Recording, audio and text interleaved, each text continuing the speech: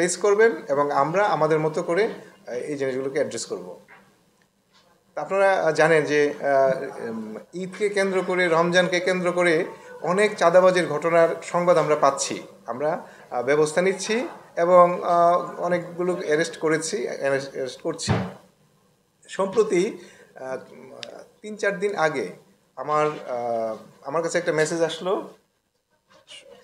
আমার কাছে মেসেজ এসছে যে আমার বডিগার্ড পরিচয় দিয়ে নওগাঁ সদর থেকে এক ভদ্রলোকের কাছ থেকে 7,300 টাকা চাঁদা দাবি করেছে এবং তারা কোনো বিনা বাক্য ব্যয়ে এই টাকাটুকু বিকাশের মাধ্যমে পরিশোধ করেছে।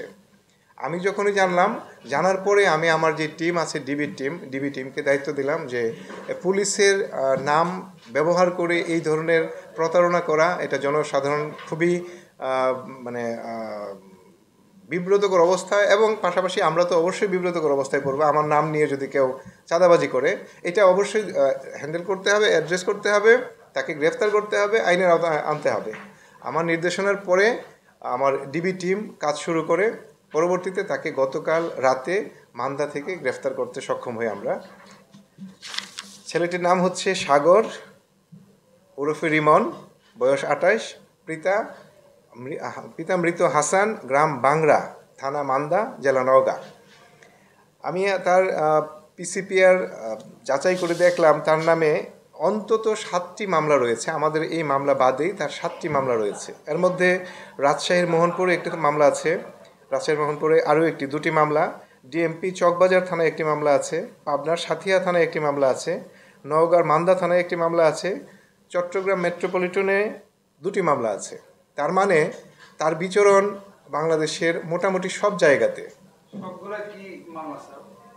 অধিকাংশই প্রতারণা মামলা, কিছু আছে মাদকদ্রব্য আইনে মামলা আছে। এর বাইরেও তার অনেকগুলো, আমি তার সাথে কথা বলেছি, সে আসলে এই কাজগুলোর সাথে জড়িত এবং তার সাথে আরও একজন আছে বলে সে বলেছে। আমার বিশ্বাস যে শুধু 1-2 জন না, এটা একটা সংঘবদ্ধ প্রতারক চক্র কাজ করছে বলে আমার বিশ্বাস। আমরা এটা নিয়ে কাজ করছি এবং তাকে আমরা আইনগতভাবে তার বিরুদ্ধে ব্যবস্থা গ্রহণ করছি।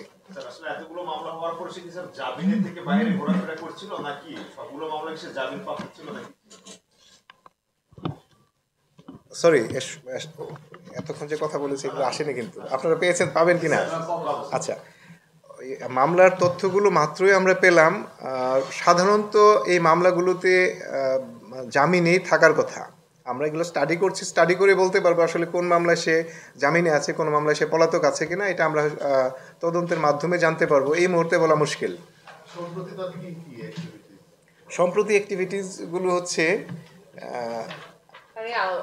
গত 6 মাসে আপনার তার অস্বাভাবিক লেনদেন আছে বিকাশে।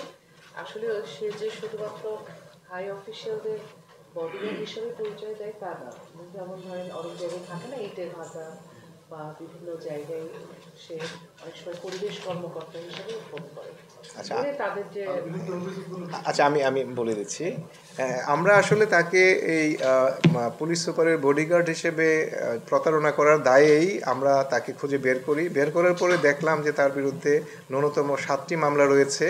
পরবর্তীতে তার বিকাশ যে অ্যাকাউন্টটি, সেই অ্যাকাউন্টটি আমরা পর্যালোচনা করি এবং ওই বিকাশ অ্যাকাউন্টে অস্বাভাবিক রকমের লেনদেন আমরা পাই এবং এতে প্রতীয়মান হয় যে তার যেহেতু রেগুলার কোনো ইনকাম নাই এবং সবগুলোই তার প্রতারণামূলকভাবেই এই লেনদেনগুলো করা হয়েছে বলে আমাদের বিশ্বাস।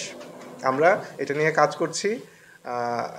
সে এইটুকু প্রতারণা করছে, পুলিশ সুপারের বডিগার্ড হিসেবে বিভিন্ন জায়গায় ফোন দিয়ে টাকা নিচ্ছে। পাশাপাশি আমরা যেটুকু জানতে পেরেছি, কলকারখানা ও বিস্ফোরক অধিদপ্তরের কর্মকর্তা হিসেবে, পরিবেশ অধিদপ্তরের কর্মচারী হিসেবে এবং এইরকম আরও অসংখ্য ভুয়া পরিচয় দিয়ে সে বিভিন্ন জায়গা থেকে চাঁদাবাজি করছে। এটা এই যে আমাদের কাছে যে ডকুমেন্ট, এই যে আপনারা দেখেন, এই ডকুমেন্ট দেখেন কত লেনদেন, তার লেনদেনের ভলিউম, কত দিনের লেনদেন, এটা 6 মাসের লেনদেন।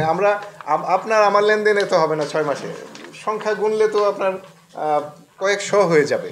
কয়েকশো লেনদেন করেছে। প্রত্যেকটাতে যদি 5,000 করেও আমরা ধরি, 100 লেনদেন যদি হয় তাহলে তার অনেক টাকা হয়, তাই না? এই যে এই প্রতারণাগুলো আসলে আমাদের প্রতিবেশী কি বলবো, আমাদের জনসাধারণের সাথেই তারা জনসাধারণের সরলতার সুযোগ নিয়ে এই প্রতারণা করে যাচ্ছে। এই প্রতারক চক্র থেকে সাবধান থাকার জন্য আমি সকল নাগরিকের প্রতি আহ্বান জানাচ্ছি।